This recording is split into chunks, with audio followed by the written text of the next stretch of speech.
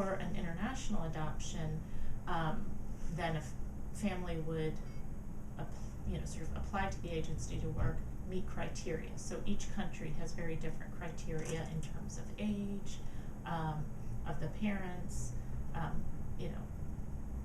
all these different things. So there's a first sort of initial screening, and then the families go through the home study process, which is a much more in-depth screening process, and then they move on into the sort of actual adoption. In our Ghana program, the parents have to be 21 years older than the child they're adopting, and there's upper age limits.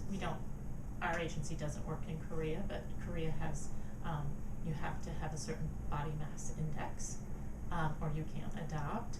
In some countries, you can't have ever taken any sort of like Prozac or any kind of medication. So there's sort of health and medical screening, age, income. And the first stage in any adoption is a home study. So we have a home study department that helps parents. That's the first step. They have to get approved through a home study, and that's a long process of gathering paperwork and then having a social worker actually interviews the families, 3 or 4 sort of separate meetings, and writes a home study report, which is like a 15 page kind of report on the family, all their history and that kind of stuff. So that's one sort of separate, and then it tends to be broken down into domestic and then each country. I am working primarily with our Ghana program. There's another social worker who's primarily doing Russia, that sort of thing. It seems to be separated by country. So the fees are broken down into agency fee, which is our cost, and then there's a foreign program fee.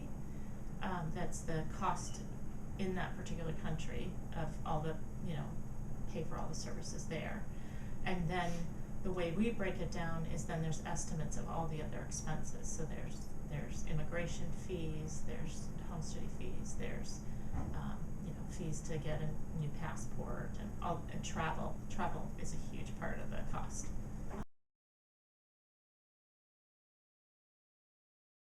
Average is probably a year from time of matching to bringing their child home.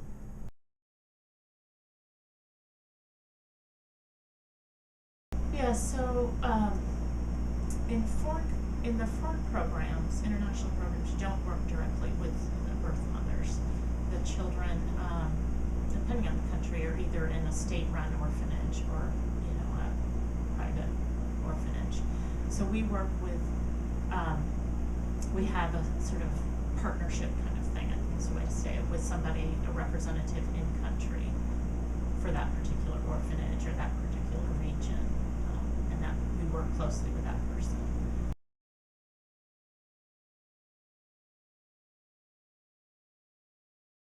You may or may not, and the specific situation of the child, you may not even have that information. The child may be abandoned, or depending on the country, they restrict access to that information of, who the birth parents are, and then you just have the reality of trying to find somebody in a foreign country. So we provide and help provide needs for the orphanages. That could be food aid, that could be, clothing, it could be actual helping, with the actual facility, paying to have a new kitchen in one of the orphanages in Russia, paying to have new windows put in, And for Ghana, it's buying food. It's actually providing money to feed the children. We don't have a specific post-adoption department. The individual social workers tend to, get to know their families very well, and the executive director is on here. So as families need it, we, talk to them, help them with whatever post-adoption issues they're having.